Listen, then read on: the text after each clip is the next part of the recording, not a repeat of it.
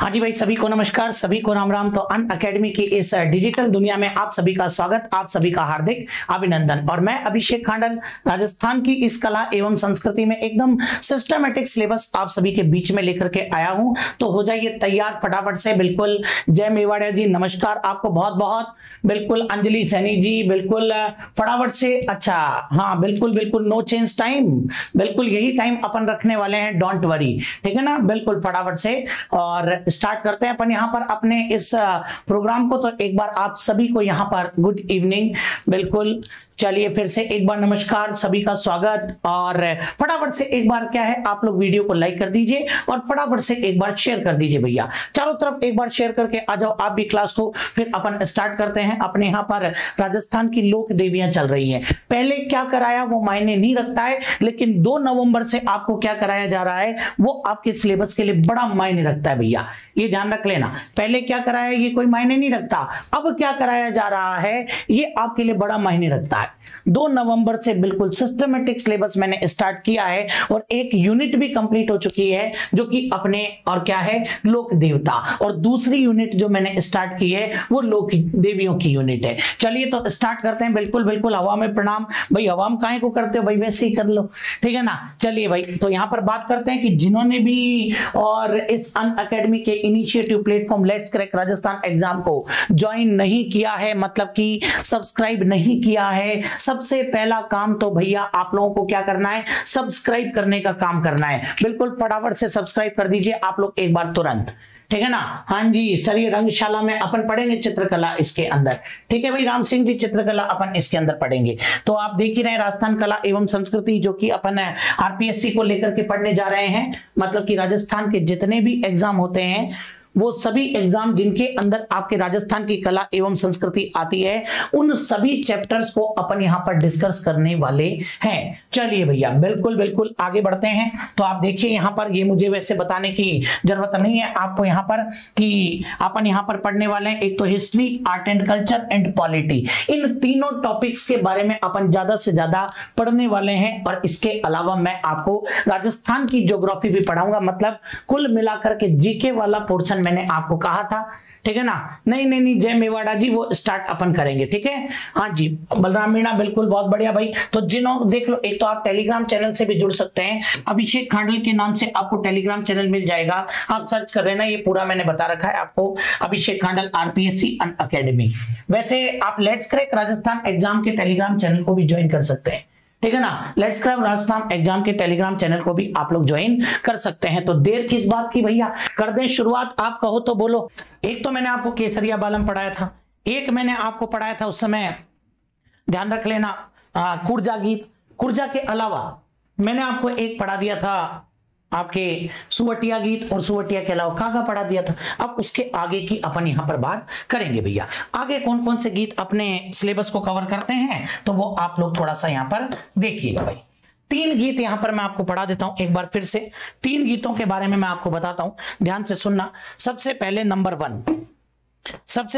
1 आपके आ जाएगा मोरिया गीत। एक तो हेडिंग डाल देता हूं यहां पर मोरिया, इस मोरिया के बारे में अपने को पढ़ना है। दूसरे नंबर पर आपके ले लेते हैं अपन हिचकी, इस हिचकी गीत के बारे में अपने को पढ़ना है। और तीसरे नंबर पर अपन जिस गीत की बात करेंगे वो आपके आ जाएगा, ध्यान से सुन लेना, बिछूड़ा। बिछूड़ो लिख देता हूं यहां पर, बिछूड़ो। तो इन 3 गीतों के ऊपर अभी अपन यहां पर डिस्कस करेंगे। बहुत ही इंपॉर्टेंट गीत है भैया। सबसे पहले मोरिया की बात कर लेते हैं। तो मोरिया जो गीत है वो आपके 2 स्टेप, मतलब कि 2 तरीके से गाया जाता है। ये मोरिया 2 तरीके से गाया जाता है। सबसे पहले तो ध्यान रख लेना, ये मोरिया कौन गाता है, ऐसी लड़की। कैसी लड़की, बोले ऐसी लड़की। अरे कैसी लड़की, ऐसी लड़की जिसकी सगाई हो गई है। ऐसी लड़की जिसकी सगाई हो गई है। सगाई तो कर दी भैया, सगाई हो गई है लेकिन शादी में विलंब है। वो लड़की कौन सा गीत गाती है, वो लड़की, पहली बात तो ध्यान रख लेना, मोरिया गीत गाती है। शादी में विलंब है, ध्यान रख लेना आप लोग यहां पर। शादी में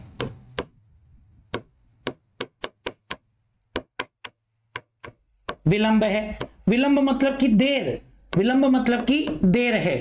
वो लड़की साहब क्या करती है, वो लड़की आपके मोरिया गीत गाती है। जैसे भैया अपन करते हैं ना, सबसे पहले क्या करते हैं, बोले गुरुजी सबसे पहले प्रोग्राम होता है अपने सगाई का। तो लो भैया अपन ने क्या कर दी, यहां पर सगाई कर दी साहब, ठीक है ना, सगाई तो कर दी अपन ने, ठीक है ना। अब अपने को बाद में जाकर के क्या करनी है, तो बाद में जाकर के अपने को करनी है भाई साहब शादी। अब भैया ये जो आपके सगाई करी है, सगाई तो आपने कर दी, चलो साहब इस स्टेप से तो आप आगे निकल गए, लेकिन आगे चल करके आपको क्या करनी है भैया, तो आगे चल करके आपको करनी है शादी। बोलो क्या करनी है, तो आगे चल करके शादी करनी है। लेकिन अभी शादी हुई नहीं है, शादी अभी हुई नहीं है, ये कान खोल करके सुन लेना आप लोग, शादी अभी तक हुई नहीं है। तो ये जो बीच का टाइम है ना, ये जो बीच का टाइम है, तो इस बीच के टाइम के अंदर क्या गाया जाएगा, तो ये जो बीच का टाइम है इसमें मोरिया गाया जाएगा। लेकिन listen to me, only for girls, ठीक है ना, लड़कों को नहीं गाना है भैया। अभी बात समझ में, तो मोरिया लड़की गाती है, कान खोल करके सुन लेना। और ऐसी लड़की जिसकी सगाई तो हो गई लेकिन शादी होने में अभी विलंब है, वो लड़की आपके क्या गाती है, वो लड़की आपके मोरिया गीत गाती है। दैट्स ऑल, कोई प्रॉब्लम ही नहीं है इसके अंदर अपने को, ठीक है ना। आगे देखो इसके बाद में नंबर 2। अच्छा बोले गुरुजी ये मोरिया कौन सा होता है, अच्छा दूसरा और बता देता हूं पहले, तो ये दूसरा भी ध्यान रख लेना। जब हमारे राजस्थान में विशेषकर अर्बुद प्रदेश में, आबू प्रदेश के अंदर, तो ये ध्यान रखना वर्षा ऋतु के आने का संकेत मिलने पर, वर्षा ऋतु के आने का संकेत मिलने पर कौन सा गीत गाया जाता है, तो वर्षा ऋतु के आने का संकेत मिलने पर गाया जाता है आपके, सुन लेना यहां पर, वर्षा ऋतु के आने का संकेत मिलने पर आपके गाया जाता है मोरिया। दोनों ही अलग अलग सीन है भाई साहब।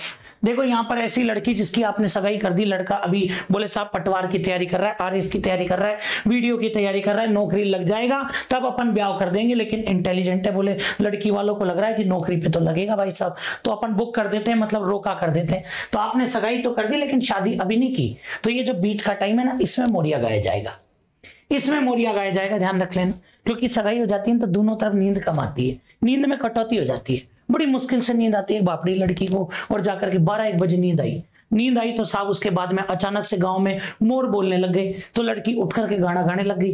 कौन सा, वो उठ करके गाना गाने लग गई कि मोरिया आचो बोलियो रे ढलती रात में, मोरिया आचो बोलियो रे ढलती रात में, ओ मारे हिवड़े में, ओ मारे हिवड़े में चलगी कटार, मोरिया आचो बोलियो रे ढलती रात में, ठीक है ना। तो भैया ऐसी लड़की सगाई हो गई लेकिन अभी शादी नहीं हुई, तो ये गीत गा रही है, ठीक है ना। हाँ आजकल की लड़कियां नहीं गाती है, मानो कि बगल में मम्मी सो रही और उठ करके तुरंत एकदम से मोर बोले, नींद खुल गई, मोरिया आज पीछे पटी डाके पड़ेगी, बस चुपचाप मोरिया, ठीक है ना।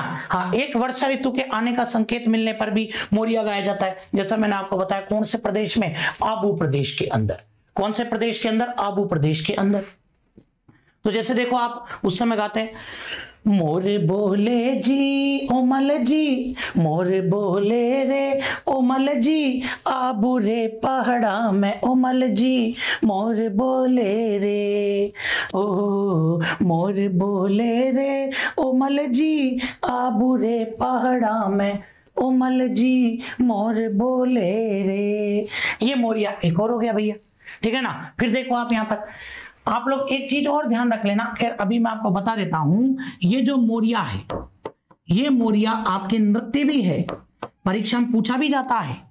सुन लीजिए एक बार कान खोल करके, ये जो मोरिया है, ये मोरिया आपके गरासिया जनजाति के पुरुषों द्वारा, मैं लिख देता हूं यहां पर पूरी ही बात, कि ये जो मोरिया है ये आपके गरासिया जनजाति के पुरुषों द्वारा, अरे कौन सी जनजाति के रे, तो ये ध्यान रख लेना, गरासिया जनजाति के पुरुषों द्वारा, गरासिया जनजाति के पुरुषों द्वारा विवाह के अवसर पर, विवाह के अवसर पर, विवाह के अवसर पर किया जाने वाला नृत्य भी है। मोरिया गीत भी है तो नृत्य भी है, ये ध्यान रखना। किया जाने वाला नृत्य भी है भैया, तो मोरिया गीत भी है तो नृत्य भी है। अगर अच्छा लग रहा है तो लाइक और शेयर करना बनता भी है, ठीक है ना। हाँ, तो ये ध्यान रख लेना आप लोग। तो मोरिया गीत हो जाएगा। अब आ जाओ आप यहाँ पर, तो मोरिया देखो दो प्रकार से तो गीत बता दिए। बोले सर परीक्षा में कौन सा आएगा? नंबर 1 ही आता है, नंबर 1 ही आता है परीक्षा के अंदर। तो एक मोरिया, तो ये 2 गीत हो गए। एक मोरिया गरासिया जनजाति के विवाह के अवसर पर जो पुरुष होते हैं वो नृत्य करते हैं, उसको भी मोरिया कहते हैं। हिचकी, हिचकी कब आती है भाई साहब? तो ये ध्यान रख लेना। आप लोगों को मैं जानकारी दे दूं कि किसी की याद आने पर या किसी के द्वारा याद किए जाने पर,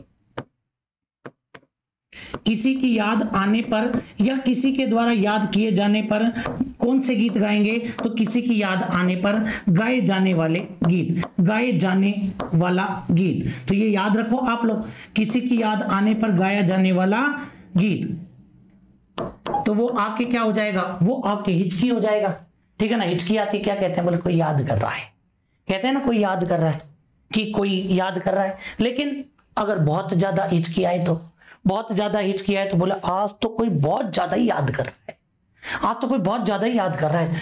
और ज्यादा आए तो मतलब बोला आज तो पूछो ही मत, पता ही नहीं कितना ही याद कर रहा है। नहीं भाई साहब, अब डॉक्टर याद कर रहा है, पेट में एसिडिटी हो गई, दिखा के आओ। और अगर तुमने यही सोचते रहे ना कोई कोई कोई याद कर रहा है, तो एक दिन ऊपर वाला याद कर लेगा, समझ गए। हाँ, छोटी मोटी हिचकी आती है ना, वो होती है कोई याद कर रहा है, ठीक है। तो किसी की याद आने पर गाए जाने वाला गीत हिचकी। और सबसे ज्यादा हिचकी कहां चलती है? तो सबसे ज्यादा हिचकी अलवर में चलती है। कहां चलती है? तो सबसे ज्यादा हिचकी अलवर में चलती है, ठीक है ना। तो ध्यान रख लेना, मतलब कि मेवात क्षेत्र के अंदर। अरे कहने का मतलब ये है रे लाडलो कि ये जो गीत है ये कौन से क्षेत्र का है? अलवर या मेवात क्षेत्र का गीत है। समझ गए आप मेरी बात को? अलवर या मेवात क्षेत्र का। महिला गाती है, मारा पिया जी बुलावे माने आवे हिचकी, मारा पिया जी बुलावे माने आवे हिचकी। मतलब उसको लग रहा है मेरे पिया मुझे बुला रहे हैं, तो ये हिचकी गीत हो जाएगा। आई बात समझ में? एक बहुत ही गजब के कवि हुए हैं, ठीक है ना, उन्होंने भी बहुत गजब की लाइन लिखी है हिचकी में, बहुत गजब की, कि जब उधर आपकी याद में कोई रोता है, उधर सिसकियां चलती हैं, तो इधर हिचकियां चलती हैं। तो कवि क्या गजब लिखता है? कवि लिखता है, महफिल में सनम हिचकियां अच्छी नहीं लगती, महफिल में सनम हिचकियां अच्छी नहीं लगती, हर वक्त सनम सिसकियां अच्छी नहीं लगती, हर वक्त सनम सिसकियां अच्छी नहीं लगती, कोचिंग में जब से मुझे यार प्यार हुआ है, कोचिंग में जब से मुझे यार प्यार हुआ है, उस दिन से मुझे छुट्टियां अच्छी नहीं लगती, उस दिन से मुझे छुट्टियां अच्छी नहीं लगती। समझ गए मेरी बात को? तो ये ध्यान रखना, गजब की लाइन कही है, ऐसे बहुत सी गजब की लाइन मिल जाएगी आपको। अब देखो आप बिछुड़ो, सबसे पहली बात तो ये जो बिछुड़ो है ये आपके हाड़ौती क्षेत्र का गीत है। नोट करना आप इस बात को। सबसे पहले तो आपकी जो बिछुड़ो है वो कौन से क्षेत्र का गीत है? तो वो आपके हाड़ौती क्षेत्र का गीत है। समझ गए आप मेरी बात को, ठीक है ना। दूसरा देखो आप यहाँ पर, अच्छा जी चलिए, तो दूसरा यहाँ पर ध्यान देना। चलिए तो देखो आप यहाँ पर, ये जो बिछुड़ो है इसमें से आप एक शब्द निकालो, और वो शब्द कौन सा आ जाएगा? वो शब्द आपके आएगा बिच्छू, बिच्छू शब्द आएगा। अब इस बिच्छू ने क्या किया? इस बिच्छू ने और पत्नी को काट लिया साहब, इस बिच्छू ने और इस पत्नी को काट लिया, समझ गए। अब ये पत्नी क्या करती है? ये पत्नी आपके मरने से पहले, ये पत्नी क्या करती है? मरने से पहले, और ये अपने पति को दूसरा विवाह करने का संदेश देती है, ठीक है ना। ये पत्नी मरने से पहले पत्नी को क्या करती है? पति को दूसरा विवाह करने का संदेश देती है। समझ गए आप मेरी बात को? दूसरा विवाह करने का संदेश देती है, ठीक है। तो ये जरूर ध्यान रख लेना, एक बार क्लियर करो आप फटाफट से इसके अंदर, ठीक है ना, फटाफट से क्लियर करो। चलिए साहब, तो देखो आप यहाँ पर, तो ये 3 गीत मैंने आपको बताए। तो देखो किस बिच्छू ने काट लिया, ध्यान रख लेना, बिच्छू ने काट लिया, किसको काट लिया? पत्नी को काट लिया भैया। और पत्नी क्या कर रही है? मरने से पहले अपने पति को दूसरा विवाह करने का संदेश देती है। मतलब it's a golden opportunity for husband. मजाक की बात है भाई साहब, सीरियस मत ले लेना तुम।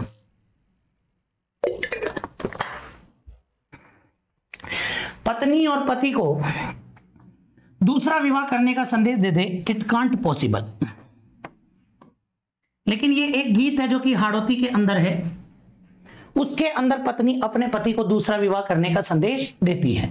तो ये ध्यान रखना, बिछुड़ो कौन से क्षेत्र का गीत हो जाएगा, हाड़ौती क्षेत्र का। तो ये आप यूं क्यों नोट भी कर सकते हो, फटाफट से नोट कर लीजिए, फिर अपन आगे की बात करते हैं। चलिए साहब, तो देखो आप इसके बाद में अपने और क्या क्या बात निकल करके आती है और कौन कौन से गीत आते हैं। तो एक गीत तो आपके पास में आ जाएगा जोरावा, एक गीत तो आपके पास में आ जाएगा जोरावा, ध्यान से सुन लेना मेरी बात आप लोग यहां पर। और एक गीत आपके पास में आ जाएगा मूमल। ये दोनों ही गीत आपको विशेषकर ध्यान रखने हैं। एक तो आपको ध्यान रखना है जोरावा और दूसरा आपको ध्यान रखना है मूमल। तो देखो आप यहां पर सबसे पहले अगर मैं बात करूं यहां पर जोरावा को लेकर के, चलो उससे भी पहले मैं एक बार बात कर लेता हूं कि ये दोनों के दोनों गीत आपके कौन से क्षेत्र में गाए जाते हैं। ये दोनों के दोनों गीत आपके जैसलमेर में गाए जाते हैं, ठीक है। बस फर्क क्या है, ये तो आपके जैसलमेर का विरह गीत है, ये ध्यान रख लेना। मतलब कि जैसलमेर का विरह गीत कौन सा है, तो जैसलमेर का विरह गीत आपके जोरावा है। और ये जो आप देख रहे हैं ये जैसलमेर का श्रृंगारिक गीत है। ये जो आप देख रहे हैं ये जैसलमेर का श्रृंगारिक गीत है, ध्यान रख लेना। और दोनों कैटेगरी मैंने आपको ऑलरेडी समझा रखी है, दोनों कैटेगरी आपको समझा रखी है। पहली बात तो जैसलमेर का विरह गीत कौन सा, तो जोरावा हो जाएगा, और जैसलमेर का श्रृंगारिक गीत कौन सा, तो मूमल हो जाएगा। याद रखना दोनों ही बातें आप अच्छे से, ठीक है। अब पहले तो आप ये याद कर लो, अब मैं इनका दोनों का मतलब भी आपको थोड़ा बहुत समझा देता हूं। तो देखो आप यहां पर सबसे पहले जैसे कि ये अपना एक राजस्थान हो गया भैया, ठीक है ना, ठीक है, अपना राजस्थान पतंगाकार है, जानते ही अपन। इसके इधर एक जिला है भाई साहब जिसका नाम है जैसलमेर। क्या नाम है, तो इस जिले का नाम आपके हो जाएगा जैसलमेर। लिख देता हूं यहां पर इसका नाम मैं, ये तो आपके जैसलमेर हो गया भैया। एक जिला आपके इधर भी है कॉर्नर पर, इस कॉर्नर पर जो जिला है इसका नाम है धौलपुर। क्या नाम है, धौलपुर। और ये बीच में देखो आप एक जिला है, ये है जयपुर। ये कौन सा है, ये अपना जयपुर हो जाएगा। इस जयपुर के अंदर भाई साहब एक जोरदार, ठीक है ना, कोचिंग है। इस कोचिंग का नाम यहाँ पर मैं जहां पढ़ा रहा हूं, ठीक है ना, ये आपके अन अकेडमी है। अन अकेडमी ये मेरा स्टूडियो है, तो अन अकेडमी के अंदर और स्टूडियो से मैं क्लास ले रहा हूं। और भैया पति और पत्नी दोनों और तैयारी कर रहे हैं किसकी, दोनों के दोनों साहब आपके, और जोरदार तरीके से पटवारी की तैयारी कर रहे हैं। मान लो पटवारी की तैयारी कर रहे हैं गजब तरीके से, आरएस की तैयारी कर रहे हैं, जो जिसका वो मान लेना भैया अपने हिसाब से, ठीक है ना। अब साहब यहाँ पर हस्बैंड और वाइफ दोनों ने गजब की तैयारी करी, गजब की मेहनत करी, और दोनों का सिलेक्शन हो गया। दोनों का सिलेक्शन हो गया तो साहब पतिदेव को तो कहां लगा दिया, पतिदेव को लगा दिया साहब जैसलमेर, और पत्नी को भी कहां लगा दिया, जैसलमेर। अब बताओ भैया घर बढ़िया चलेगा घटिया चलेगा, कमेंट करके बताओ फटाफट से। अरे घर बढ़िया चलेगा घटिया चलेगा, बताओ देख कमेंट करके फटाफट से, देखता हूं यहाँ पर। हाँ जी, बोले सर घर तो बढ़िया ही चलेगा, दोनों साथ रहने, लोग लुगाई दोनों साथ हैं, काहे को घटिया चलेगा, बिल्कुल बढ़िया ही चलेगा। पति रोज सुबह उठ करके साहब और क्या करता, रोज सुबह उठ करके सबसे पहले झाड़ू पोछा लगा लेता। झाड़ू पोछा करने के बाद भाई साहब नहा धो के तैयार होके कपड़े वपड़े धो देता, जितने भी होते थे। कपड़े धोने के बाद खाना वाना बना लेता, पूजा वूजा कर देता, ठीक है ना, और भी बर्तन वर्तन मांज देता, ठीक है, और भी काम होते छोटे मोटे सारे कर देता। बाकी बचे काम पत्नी कर लेती थी, बाकी बच्चे काम पत्नी कर लेती थी। तो इस बात का पता लग गया राजस्व विभाग को कि हमारा साहब एक पटवारी, इसको राजस्व विभाग को पता लग गया कि हमारा एक पटवारी, ठीक है ना, और पटवारी द्वारा उत्पीड़ित है साहब, पटवारी द्वारा उत्पीड़ित है। तो तुरंत राजस्व विभाग ने उठा करके पति को कहां लगा दिया, बोले पतिदेव जी आपके खिलाफ ट्रांसफर ऑर्डर आ गया है, आप जाओ धौलपुर। पति बापड़ा यही चाहता था, ठीक है ना। अब दोनों के बीच में क्या आ गई, दूरियां। और मैंने कहा कि जब जब दूरी आएगी, मैंने आपको पिछली क्लास में बताया, देखो आप देखो फर्स्ट पार्ट को, जब जब दूरी आएगी तब तक विरह कहलाएगा, और जो समय होगा वो विरह काल कहलाएगा। वो समय क्या कहलाएगा, विरह काल। और विरह काल का प्रभाव कौन झेलता है, वो पत्नी पर पड़ता है। और ये पत्नी क्या कहलाती है, ये पत्नी आपके कहलाएगी विरहणी स्त्री। पिछले एपिसोड में देखना आप, विरहणी स्त्री कहलाएगी, आई बात समझ में। और ये वीरानी स्त्री जिसका पति बापड़ा धौलपुर चला गया, वो अपने पति को याद करते हुए गीत गाती है कि मुझे तेरी बहुत याद आ रही है, कि जब तक तू था दोनों मिलकर के सारे काम कर लिया करते थे, अब तू चला गया तो अब मुझे काम करने में जोर आवा। तो गीत का नाम क्या बन गया? जोरावा। अब मुझे काम करने में जोर आवा, तो गीत का नाम क्या पड़ गया भैया? जोरावा। समझ गए आप मेरी बात को। और वीरानी स्त्री गाएगी तो गीत कैसा होगा भाई साहब? ऑटोमेटिक वीरय गीत होगा। समझ गए यहाँ पर? तो ये ध्यान रख रहे हैं, थोड़ा सा एग्जाम्पल देके आपको याद रहे थोड़ा, ठीक है ना, आपके दिमाग में घूमे, इसलिए मैंने आपको ये बता दिया। चलिए साहब दूसरी और चलते हैं। फिर अपना एक प्यारा सा राजस्थान, इस प्यारे से राजस्थान में फिर ये स्थान जिसका नाम है जैसलमेर, ये बगल में भाई साहब अपने एक पाकिस्तान, बगल में पाकिस्तान, ये यहां पर एक जोरदार स्थान, यहां भी एक जोरदार स्थान, दोनों पड़ोसी, नाम याद करो इन पड़ोसियों के। ये तो पाकिस्तान के अंदर पड़ा तो अमरकोट, किस नाम से? ये तो अमरकोट, ठीक है ना। हाँ जी, और ढंग से लिख देता हूं आपके लिए। ये तो हो गया आपके अमरकोट, और ये आपके जैसलमेर के अंदर लोद्रवा, ये लोद्रवा, ध्यान से सुनना। अब देखो अमरकोट का तो एक राजा था, अमरकोट के राजा का नाम था महेंद्र, अमरकोट के राजा का नाम क्या था? महेंद्र। और लोद्रवा की राजकुमारी थी, लोद्रवा की राजकुमारी का नाम क्या था? मूमल, लोद्रवा की राजकुमारी का नाम मूमल। दोनों में प्रेम हो गया था, पड़ोसी थे ना। ये रोज सुबह उठकर कहता है कि मेरे सामने वाली खिड़की में एक चांद का टुकड़ा रहता है, ठीक है ना। दोनों में गजब का प्रेम। अरे अमरकोट कोई पाकिस्तान में भले ही हो, लेकिन हिंदू साम्राज्य था। आई बात समझ में? तो ये ध्यान रख लेना आप लोग, अमरकोट हिंदू साम्राज्य था। उसी अमरकोट के अंदर एक राजवंश आपने सुना ही होगा, सोडा राजवंश।